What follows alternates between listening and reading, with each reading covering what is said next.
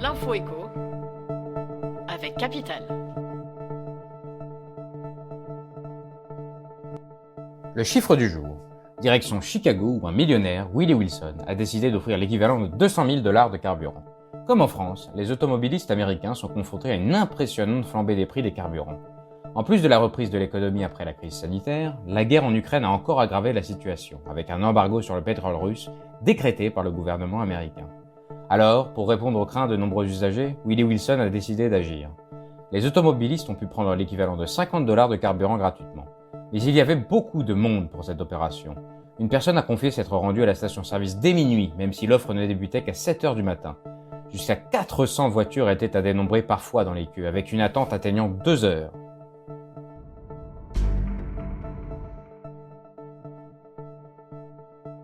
Le coup de gueule du jour pourrait concerner les consommateurs d'huile. Les conséquences économiques de la guerre en Ukraine continuent de se faire ressentir sur le portefeuille des Français et de nouvelles répercussions pourraient arriver du fait de l'invasion russe. Les deux pays sont d'immenses producteurs de blé et d'huile de tournesol.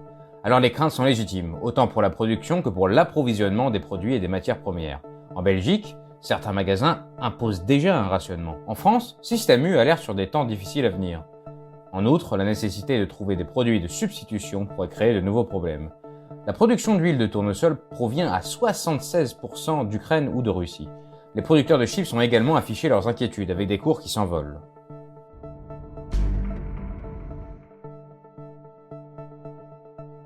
L'info pratique capitale.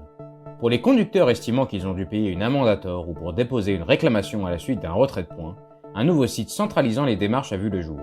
La délégation interministérielle à la sécurité routière a fait cette annonce avec comme objectif de simplifier les démarches pour ceux qui s'estimeraient lésés ou souhaiteraient avoir des informations complémentaires.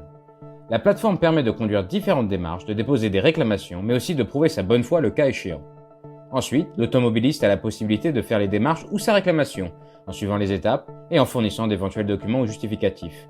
Les personnes devraient recevoir par courrier une réponse sous 2 mois du Bureau national des droits à conduire.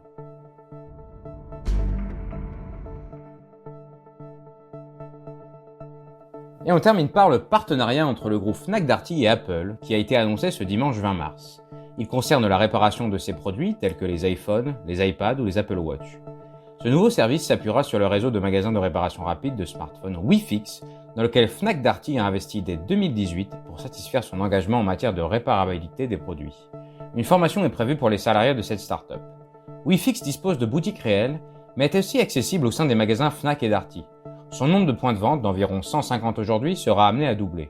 Il faudra cependant attendre juin pour que WeFix soit agréé officiellement en tant que centre de service Apple. C'était l'info éco avec Capital.